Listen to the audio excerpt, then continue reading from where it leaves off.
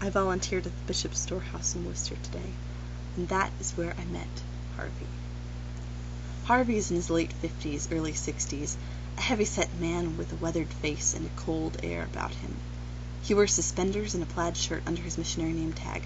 Raised in Upper Maine, he spent most of his life in central and eastern Massachusetts. The Boston part the rest of the country seems to think comprises the whole state. Yeah, where I'm from, we don't even have the same accent. Us over in Amherst, Westfield, and Springfield pronounce the name of the state's second-largest city, Worcester, with an R at the end. Anybody from exit 9 on the pike eastward tends to subtract the R from the end to form Worcester, and add it again in strange places like the word R-A-W, crude or fresh, to form the hilarious when out of context, rar. New England to the very last drop of blood in his veins. My first verbal encounter with Harvey comes after Elder Shattuck assigns me to refill the meat bins. "You're doing it all wrong. You're supposed to put the old ones in the front first, so they won't go bad." I consciously smiled as it dawned on me just how typically Massachusetts this comment was. A. I was putting the old meat in the front, but apparently my non-conventional new method was not the tried and true right way, therefore I was wrong and deserved to be yelled at. B. I had never seen this man before in my life, yet he was giving me his honest, blunt, raw opinion, and C. Somehow this encounter led to the two of us becoming friends. Harvey told me of his pre-Mormon days, when as a 14-year-old he went with his grandfather to go fishing along the northern coast of Maine. It was their responsibility to bring home fish that his grandmother would freeze and store for them to eat during the long, harsh winter. However, Harvey's grandfather had other plans. While Harvey's grandmother sat at home waiting for the two to come back with a winter supply of food, Harvey and his grandfather were getting, to quote Harvey, drunk as skunks off cheap wine his grandfather had snuck along with them.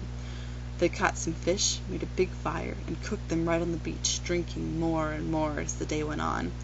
When they finally came home, they were so inebriated that Harvey barely remembers anything beyond the fact that, while his grandfather was getting screamed at and torn apart by his grandmother, he himself seemed to have just committed a federal crime, underage drinking, but what's more, under the supervision and direction of his own grandfather, and gotten away with it. Harvey felt an enormous sense of satisfaction and pleasure as he processed the events of the day in his mind, lying on his pillow. He was not prepared when, the next morning, his grandmother burst through his bedroom door with a broom handle and proceeded to inflict swift and forceful beatings with it on his scrawny, hungover 14-year-old body.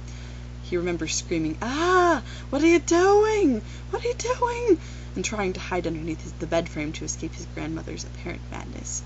Her answer was, "You're going to feel it now." We sat there eating lunch together.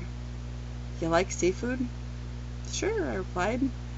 "You came too late. Last week we had lobster." I blinked and realized that as wealthy as my church is, there is no possible way for the current chicken sandwiches and potato salad to be substituted for what we buy in the grocery store for $11.99 a pound and call a deal. Bay State humor. The rest of the conversation channeled into an in-depth discussion of Massachusetts seafood. I don't like eating octopus, they like eating raw eggs. My friends Tim English and Brent Poole, teaming together, made me cry tonight at Institute. "You won't miss me when you get back to Utah, Kate," said Brent. "Yeah, I will." "No, you won't." Tim started laughing at the fact that I'm going to Utah. "You're going to Utah?" I looked up at both of them and realized that I don't want to leave the Pioneer Valley. This place is my home, and I love it. Getting lost in the winding streets that all look the same and sound the same, seriously, 187 and 189 are just 2 numbers away. But they're not 2 streets away. Long nights talking with the closest, most real friends I've ever had. Local farm stands with fresh fruit and home-churned ice cream that you can eat while petting llamas and goats. My friends, my family, my life. How can I just pack it all away into a couple little boxes, drive off to a new pace of thought, new social norms, but saddest of all, replace all the old people with new ones? Is there anything more heartbreaking than the situation of forced withdrawal? I leave on Saturday. That's in 2 days. 2 days. How much is saying goodbye going to suck? My name is Kate, and this is Kate's American Life. Brought to you by the Hartford Luau. I can't go because I'll be in Utah. But you can. You should. It's from 6 to 11 tomorrow night. There's going to be tiki lamps.